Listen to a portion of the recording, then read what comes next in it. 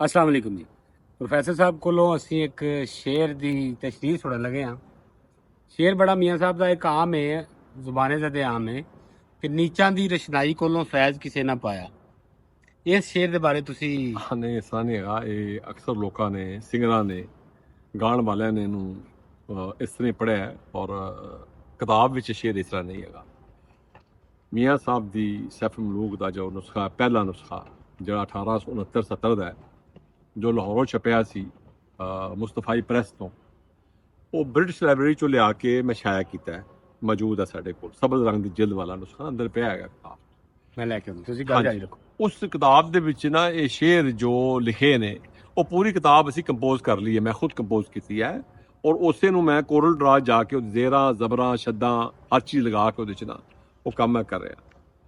ਤੇ ਇਹਦੇ ਜਿਹੜਾ ਸ਼ੇਰ ਲਿਖਿਆ ਉਹ ਇਸ ਤਰ੍ਹਾਂ ਹੈ। ਇਹ ਕਿਤਾਬ ਜਿਹੜੀ ਨਾ ਮੀਆਂ ਸਾਹਿਬ ਦੀ, ਇਹ ਵਾਲੀ, ਇਹ ਸਰਕਾਰ ਦੀ ਕਿਤਾਬ, ਇਹ ਪਹਿਲਾ ਐਡੀਸ਼ਨ ਹੈਗਾ, ਜਿਹਦੇ ਉੱਤੇ ਮੀਆਂ ਸਾਹਿਬ ਨੇ ਉਹ ਲਿਖਿਆ ਕਿ ਹਦੀਸ ਸ਼ਰੀਫ ਦਾ ਹਵਾਲਾ ਦਿੱਤਾ ਇਹਦੇ 'ਚ, ਮਨ ਤਲਾਬਾ ਸ਼ਾਹੀ ਜੱਦਾ ਫਵਾਜਦਾ। ਪਿਛਲੀ ਵੀਡੀਓ 'ਚ ਗੱਲ ਅਸੀਂ ਗੱਲ ਤਸ਼ਰੀਹ ਕੀਤੀ ਸੀ ਐਗਜ਼ੈਕਟਲੀ ਇਹਦੇ ਬਾਰੇ। ਇਹ ਕਿਤਾਬ ਦਾ ਇਹਦੇ ਸ਼ੇਰ ਇਹ ਇਸ ਤਰ੍ਹਾਂ ਹੈਗਾ, ਇਸ ਵਿੱਚ ਡਾਇਲੌਗ ਹੈਗਾ, ਇਹ ਪਰੀ ਦਾ, ਸ਼ਾਹ ਪਰੀ ਦਾ ਤੇ ਸ਼ਾਹਜ਼ਾਦਾ ਸੈਫ ਮਲੂਕ ਦਾ। ਤੇ ਉਹ ਉਹਦੇ 'ਚ ਕਹਿ ਰਹੀ ਹੈ ਉਹਨੂੰ ਕਿ ਮਤਲਬ ਹੈ ਕਿ ਗੱਲ ਕਰ ਰਹੀ ਹੈ ਕਿ ਜਿਹੜੇ ਤੁਸੀਂ ਇਨਸਾਨ ਹੋ, ਤੁਹਾਡਾ ਪਤਾ ਕੋਈ ਨਹੀਂ ਹੈਗਾ ਕਿਹੜੇ ਵੇਲੇ ਤੁਸੀਂ ਬੇਵਫਾਈ ਕਰ ਜਾਓ, ਠੀਕ ਹੈ। ਤੇ ਉਹ ਦੂਜਾ ਹੈ ਕਿ ਨੀਚਾਂ ਦੇ ਕਰ ਉੱਚ ਵਡੇਰੇ, ਨਾਤੇ ਕੀਤੇ ਲੋੜਨ, ਵਸ ਲੱਗਦੇ ਕਦ ਦਿੰਦੇ ਮੀਆਂ, ਤੋੜੇ ਘਰ ਦਰ ਛੋੜਨ। ਤੋੜੇ ਤੋਂ ਮੁਰਾਦ ਭਾਵੇਂ ਆਦਮੀਆਂ ਇੱਥੇ ਉੱਚ ਕਹਾਵਣ, ਪਰੀਆਂ ਟੱਬਰ ਨਾਰੀ, ਨਾਰੀ ਦੀ ਅਸ਼ਨਾਈ ਜਾਕਰ ਛੋੜ ਪਰੀ ਦੀ ਯਾਰੀ। ਇਹ ਹੁਣ ਉਸ ਨੂੰ ਕਿਹਾ ਜਾ ਰਿਹਾ ਕਿ ਤੂੰ ਕਿੱਧਰ ਆ ਗਿਆ, ਨਾਰੀ ਵਾਲੇ ਪਾਸੇ ਜਾ, ਤੂੰ ਪਰੀ ਦੇ ਪਰੀ ਦੀ ਯਾਰੀ ਵਾਲੇ ਪਾਸੇ ਆ ਗਿਆ। ਉਹਨੂੰ ਸਮਝਾਇਆ ਜਾ ਰਿਹਾ, ਕਿਹਾ ਜਾ ਰਿਹਾ ਸੈਫਲੂ।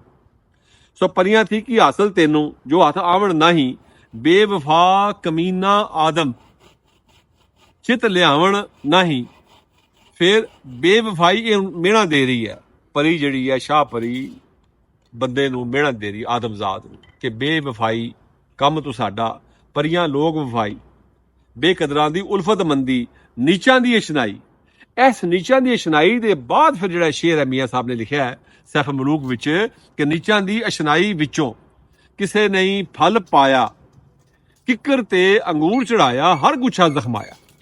ਸੋ ਜਿਹੜੀ ਐਫੀਲੀਏਸ਼ਨ ਹੈ ਜਾਂ ਇੱਕ ਤਲਕ ਜਿਹੜਾ ਹੈ, ਰਿਲੇਸ਼ਨਸ਼ਿਪ, ਨੀਚ ਐਸਾ ਇਨਸਾਨ ਜਿਹਦੇ ਅੰਦਰ ਸ਼ਰ ਹੋਵੇ, ਜਿਹੜਾ ਦੂਜੇ ਨੂੰ ਐਪਰੀਸ਼ੀਏਟ ਨਾ ਕਰ ਸਕੇ, ਜਿਹੜਾ ਦੂਜੇ ਨੂੰ ਰਿਕਗਨਾਈਜ਼ ਨਾ ਕਰ ਸਕੇ, ਜਿਹਦੇ 'ਚ ਉਹ ਆਪਣੀ ਜ਼ਾਤ ਦਾ ਲਾਲਚ, ਹਿਰਸ, ਆਪਣਾ ਫਾਇਦਾ ਉਹ ਸਿਰਫ ਉਹੀ ਦੇਖੇ। ਔਰ ਉਹਦੇ 'ਚ ਵੀ ਉਹ ਪੰਜਾਬੀ 'ਚ ਬਹੁਤ ਡਾਢਾ ਖਾਣ ਹੈ ਕਿ ਆਪਣੇ ਪਾਕ ਗੋਸ਼ ਦੀ ਖਾਤਰ ਦੂਏ ਦੀ ਮੱਝ ਮਾਰਨਾ, ਕਿ ਮਾੜਾ ਪਾਕ ਗੋਸ਼ ਮੀ ਕੀ ਮਿਲੀ ਜੁਲੇ, ਇਸ ਦੀ ਮੱਝ ਮਰੀ ਜੁਲੇ। ਸੋ ਇਹ ਜਿਹੜੇ ਨੀਚ ਇਨਸਾਨ ਨੇ, ਜਿਹੜਾ ਆਪਣਾ ਜ਼ਾਤੀ ਫਾਇਦਾ ਦੇਖਦੇ ਨੇ ਹਰ ਗੱਲ ਦੇ ਵਿੱਚ, ਦਫ਼ਤਰਾਂ 'ਚ ਬੈਠੇ ਨੇ, ਕਾਰੋਬਾਰੀ ਲੋਕੀ ਬਾਜ਼ਾਰਾਂ 'ਚ ਬੈਠੇ ਨੇ, ਔਰ ਉਹਨਾਂ ਨੂੰ ਜਿਹੜਾ ਨਾ ਨੀਚਾਂ ਨੂੰ ਇਹ ਮੀਆਂ ਸਾਹਿਬ ਐਡਰੈਸ ਕਰਕੇ ਕਹਿ ਰਹੇ ਨੇ ਕਿ ਇਹਨਾਂ ਦੀ ਅਸ਼ਨਾਈ ਵਿੱਚ ਕਿਸੇ ਨੂੰ ਫਲ ਨਹੀਂ ਮਿਲਦਾ। ਅੱਗੇ ਜਿਹੜੀ ਮਿਸਾਲ ਦਿੱਤੀ ਜਾ ਰਹੀ ਹੈ, ਉਹ ਅੱਗੇ ਮਿਸਾਲ ਦਿੱਤੀ ਜਾ ਰਹੀ ਜੋ ਉਹ ਦਿੱਤੀ ਜਾ ਰਹੀ ਹੈ, ਕਿੱਕਰ ਤੇ ਅੰਗੂਰ ਚੜਾਇਆ, ਹਰ ਗੁੱਛਾ ਜ਼ਖਮਾਇਆ। ਕਿੱਕਰ, ਪਹਿਲਾ ਗੱਲ ਇੱਥੇ ਫਲ ਦੀ ਆ ਰਹੀ ਹੈ, ਫਲ ਤੋਂ ਮੁਰਾਦ ਇੱਥੇ ਅੰਗੂਰ ਹੈਗਾ। ਕਿੱਕਰ ਇੱਕ ਐਸਾ ਦਰਖਤ ਹੈ, ਸਾਡੇ ਪੰਜਾਬ 'ਚ ਬਹੁਤ ਕਾਮਨ ਹੈਗਾ ਹੈ, ਟਾਲੀ, ਕਿੱਕਰ, ਦਰੇਕ ਸਾਡੇ ਆਮ ਪੰਜਾਬ ਦੇ ਦਰਖਤ ਨੇ। ਸੋ ਇਹਦੇ ਵਿੱਚ ਜਿਹਦੇ ਨਾਲ ਕੰਡਿਆਲਾ ਦਰਖਤ ਹੈਗਾ। ਸੋ ਕਿੱਕਰ ਤੇ ਅੰਗੂਰ ਚੜਾਇਆ, ਹਰ ਗੁੱਛਾ ਜ਼ਖਮਾਇਆ। ਹੁਣ ਜਿਹੜਾ ਅੰਗੂਰ ਦੀ ਬੇਲ ਹੈ, ਅਗਰ ਤੁਸੀਂ ਕਿੱਕਰ ਤੇ ਚੜਾ ਦਿਓਗੇ, ਉਹਦੇ ਜਿਹੜੇ ਕੰਡੇ ਨੇ ਪ੍ਰਿੱਕੀ ਨੇ। ਇਸੇ ਤਰ੍ਹਾਂ ਜਿਹੜੇ ਹਿਊਮਨ ਇਨਸਾਨ ਨੇ, ਇਹ ਵੀ ਪ੍ਰਿੱਕੀ ਹੁੰਦੇ ਨੇ ਕਿ ਇਹਨਾਂ ਤੇ ਤੁਸੀਂ ਕਦੀ ਅੰਗੂਰ ਦੀ ਬੇਲ ਚੜਾ ਦਿਓ, ਇਹਨਾਂ ਤਲਕ ਆਪਣਾ ਅੰਗੂਰ ਦੀ ਤਰ੍ਹਾਂ ਦਾ ਤਲਕ ਕਾਇਮ ਕਰ ਲਓ, ਇਹਦੇ ਤੇ ਤੁਸੀਂ ਇਹਨਾਂ ਦੇ ਉੱਤੇ ਆ ਕੇ ਨਿਛਾਵਰ ਹੋ ਜਾਓ, ਇਹਨਾਂ ਲਈ ਭਲੇ ਕੰਮ ਕਰੋ। ਇਹਨਾਂ ਨੇ ਅੱਗੋਂ ਚੁਭਣਾ ਹੀ ਚੁਭਣਾ ਹੈਗਾ, ਇਹਨਾਂ ਨੇ ਅੱਗੋਂ ਭਲਾ ਨਹੀਂ ਕਰਨਾ। ਕੰਡੇ ਦਾ ਕੰਮ ਭਲਾ ਕਰਨਾ ਨਹੀਂ ਹੈਗਾ। ਕੰਡਾ ਜਿਹੜਾ ਹੈਗਾ ਉਹ ਉਹਦੀ ਇਸ ਫਿਤਰਤ ਦੇ ਵਿੱਚ ਹੈਗਾ ਕੰਡੇ ਦਾ।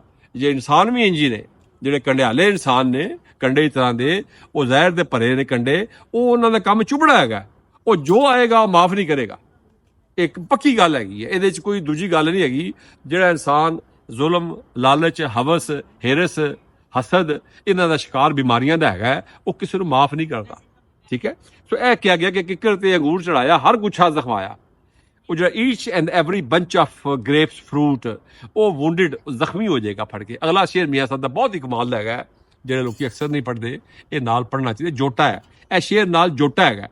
ਵਾਓ ਝੁੱਲੇ ਤਾਂ ਪੱਤਰ ਪਾਟੇ, ਨਾਲੇ ਸੱਲੇ ਦਾਣੇ, ਵਾਓ ਝੁੱਲੇ ਤੇ ਪੱਤਰ ਪਾੜਦੇ ਨੇ। ਇਹ ਹੁਣ ਉਹਦੀ ਦੱਸੀ ਜਾ ਰਹੀ ਹੈ। ਮੀਆਂ ਸਾਹਿਬ ਨੇ ਇੱਥੇ ਮੰਜ਼ਰਕਸ਼ੀ ਕੀਤੀ ਹੈ ਜਿਹੜੀ ਹੈ, ਉਹ ਮੀਆਂ ਸਾਹਿਬ ਫਰਮਾ ਰਹੇ ਨੇ ਇਹਦੇ 'ਚ ਕਿ ਜਿਸ ਵੇਲੇ ਵਾਓ ਚੱਲਦੀ ਹੈ ਤੇ ਪੱਤਰ ਪਾੜਦੇ ਨੇ। ਜ਼ਾਹਿਰ ਹੈ ਉਹ ਕੰਡੇ ਨੇ, ਕੰਡਿਆਂ ਵਿੱਚ ਜਿਸ ਵੇਲੇ ਉਹਦੇ ਪੱਤਰ ਲੱਗਣਗੇ ਜਾ ਕੇ ਉਹਦੇ ਅੰਗੂਰ ਦੀ ਬੇਲ ਦੇ, ਉਹ ਪਾੜ ਜਾਣਗੇ। ਨਾਲੇ ਸੱਲੇ ਦਾਣੇ, ਸੱਲੇ ਦਾ ਮਤਲਬ ਹੈ ਕਿ ਜਿਹੜੇ ਦਾਣੇ ਨੇ ਉਹਦਾ ਅੰਗੂਰ ਦੇ ਗੁੱਛੇ ਨਾਲ ਦਾਣਾ ਲੱਗਿਆ ਜਿਹੜਾ ਅੰਗੂਰ, ਉਹ ਨਾਲ ਵਿੱਚ ਉਹਦੇ ਸੁਆਹ ਹੁੰਦਾ ਜਾਏਗਾ, ਨਾਲੇ ਸੱਲੇ ਦਾਣੇ। ਫਿਰ ਕਹਿੰਦੇ ਨੇ ਚੋਏ ਰਸ ਜ਼ਮੀਨ ਪਰ ਟੱਠੇ, ਕਿਤ ਗੁਣ ਇਕੱਠੇ ਲਾਣੇ। ਉਹ ਜਿਹੜਾ ਰਸ ਹੈ ਉਹਨਾਂ ਦਾ, ਜਿਹੜਾ ਉਹਨਾਂ ਦੇ ਵਿੱਚ ਦਾਣਿਆਂ ਵਿੱਚ ਅੰਗੂਰ ਦੇ ਗੁੱਛਿਆਂ 'ਚ ਰਸ ਜਿਹੜਾ ਹੈ, ਉਹ ਚੋ ਕੇ ਥੱਲੇ ਢਹਿ ਜਾਏਗਾ, ਜ਼ਮੀਨ ਤੇ ਢਹਿ ਜਾਏਗਾ। ਇਹਨਾਂ ਨੂੰ ਅੱਗੇ ਫਿਰ ਸਵਾਲ ਕੀਤਾ ਗਿਆ ਹੈ, ਇਹਨਾਂ ਨੂੰ ਇਕੱਠਾ ਕਿਉਂ ਲਾਇਆ ਗਿਆ ਹੈਗਾ, ਇਹਨਾਂ ਨੂੰ ਕਿਉਂ ਉਹਦੇ ਨਾਲ ਇਹਦਾ ਜੋੜਿਆ ਗਿਆ ਫੜ ਕੇ। ਸੋ ਜਿਹੜਾ ਨੀਚ ਇਨਸਾਨ ਨੇ, ਚਾਹੇ ਮਰਦ ਨੇ ਜਾਂ ਔਰਤ ਨੇ ਜਾਂ ਜੋ ਵੀ ਲੋਕ ਨੇ, ਉਹਨਾਂ ਦੇ ਨਾਲ ਕਿਸੇ ਆਲਾ ਜ਼ਰਫ ਇਨਸਾਨ ਦਾ ਜਿਹੜਾ ਤਲਕ ਹੈ, ਕਿਸੇ ਸਿਵਲਾਈਜ਼ ਦਾ ਜਿਹੜਾ ਤਲਕ ਹੈ, ਗਹਿਰਾ ਜਿਹਾ ਤਲਕ ਹੈ, ਜਾਂ ਕਿਸੇ ਮੁਹੱਜ਼ਬ ਇਨਸਾਨ ਦਾ, ਕਿਸੇ ਰਹਿਮਦਿਲ ਬੰਦੇ ਦਾ, ਮਿਹਰਬਾਨ ਇਨਸਾਨ ਦਾ, ਉਹਨੂੰ ਜੋੜਨ 'ਚ ਨਾ ਅਵਾਇਡ ਕਰਨਾ ਚਾਹੀਦਾ। ਔਰ ਵਨ ਸ਼ੁਡ ਸਟੇ ਅਵੇ ਫਰਮ ਸੱਚ ਪੀਪਲ ਜਿਨ੍ਹਾਂ ਦੀ ਫਿਤਰਤ ਕੰਡਿਆਲੀ ਹੈਗੀ। ਮੀਆਂ ਸਾਹਿਬ ਨੇ ਇਹ ਗੱਲ ਠੀਕ ਹੈ ਕਹੀ ਹੈ। ਵੀਡੀਓ ਦੇ ਵਿੱਚ ਆਉਣ ਵਾਲੇ ਸ਼ੋਰ ਦੀ ਮੈਂ ਵਜ਼ਾਹਤ ਕਰਾਂਗਾ। ਪ੍ਰੋਫੈਸਰ ਸਾਹਿਬ ਦਾ ਇੱਕ ਬਹੁਤ ਪਿਆਰਾ ਸ਼ਾਗਿਰਦ ਹੈ, ਉਹ ਇਹਨਾਂ ਦੀ ਮੁਹੱਬਤ ਦੇ ਵਿੱਚ ਅਸੀਂ ਇੱਥੇ ਮੁਲਾਕਾਤ ਕਰਨ ਆਏ ਹਾਂ ਤੇ ਉਹਨੇ ਕੁਝ ਲੱਕੜੀਆਂ ਦੇਖੀਆਂ ਤੇ ਇਕੱਠੀਆਂ ਕੁੱਠੀਆਂ ਕਰਕੇ ਤੇ ਟੇਬਲ ਬਣਾ ਕੇ ਜਿਹੜਾ ਨਾ ਇੱਥੇ ਰੱਖਣ ਲੱਗਾ ਤੇ ਜਿਹਦੀ ਵਜ੍ਹਾ ਤੋਂ ਆਰੀ ਦਾ ਸ਼ੋਰ, ਉਹਦੀ ਖੁਆਇਸ਼ ਸੀ ਕਿ ਇਸ ਵੀਡੀਓ ਦੇ ਵਿੱਚ ਉਹਦੀ ਆਰੀ ਦੀ ਆਵਾਜ਼ ਨਾਜ਼ਰੀ ਆਵੇ, ਵਿਟਨੈਸ ਹੋ ਜਾਵੇ, ਗਵਾਹੀ ਹੋ ਜਾਵੇ। ਬਹੁਤ ਸ਼ੁਕਰੀਆ। ਅੱਲਾਹ ਹਾਫਿਜ਼।